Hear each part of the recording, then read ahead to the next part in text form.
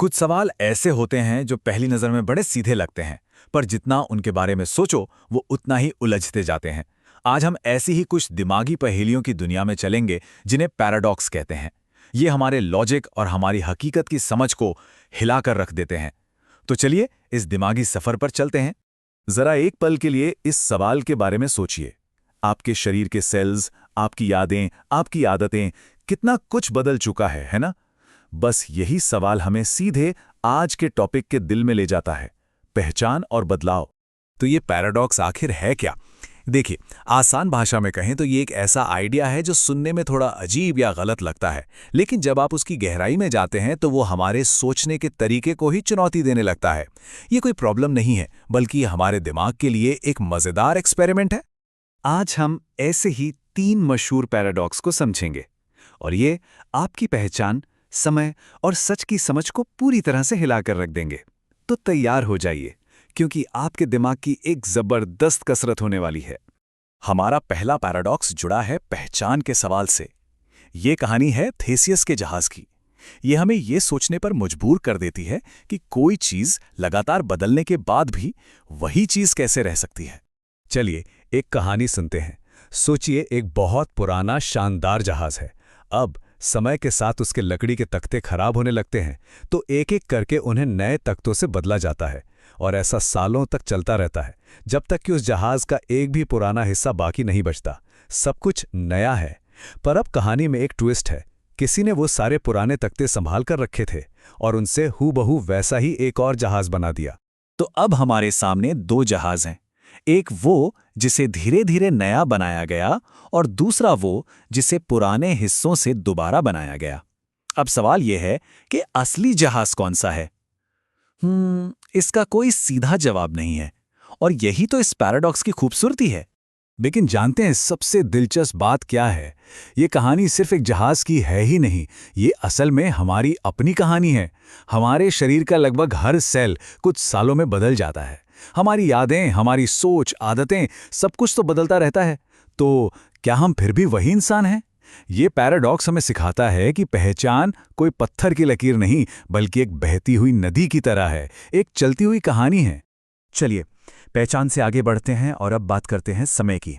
हमारा अगला पैराडॉक्स हमें कारण और असर के एक ऐसे गोल चक्कर में फंसा देगा जिससे बाहर निकलना लगभग नामुमकिन है। सोचिए, आपने एक टाइम मशीन बना ली और आप समय में पीछे चले गए। आप उस वक्त में पहुंचते हैं जब आपके दादाजी जवान थे और आपकी दादी जी से मिले भी नहीं थे, और फिर आप कुछ ऐसा कर देते हैं कि वो दोनों कभी मिल ही नहीं पाते। अब इसका नतीजा तो साफ है।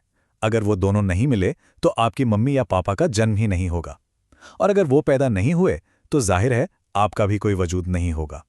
यहां तक तो सब सीधा साधा लगता है ना? मगर असली उलझन तो अब शुरू होती है।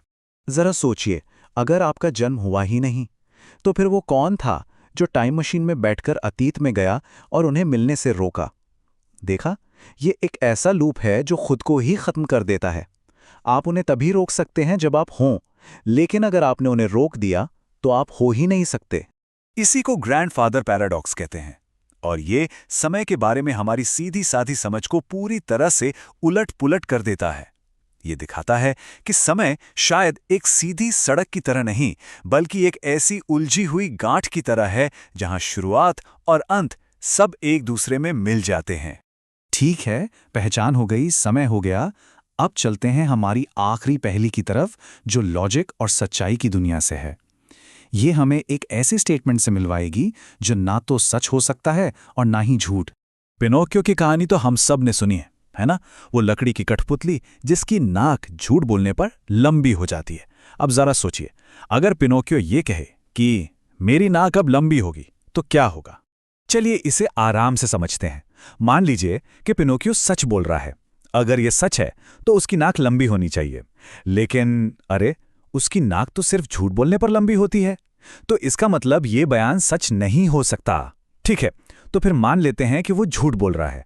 अगर ये झूठ है तो नियम के हिसाब से उसकी नाक लंबी होनी चाहिए, पर जैसे ही उसकी नाक लंबी होगी, उसका कहा हुआ तो सच हो जाएगा। तो हम एक ऐसी जगह फंस गए हैं जहां उसकी नाक को उसी एक पल में लंबा होना भी पड़ेगा और नहीं भी, जो कि इम्पॉसिबल है ना? ये पैराडॉक्स सच और झूठ के सबसे बुनियादी नियमों को ही तोड़ देता है।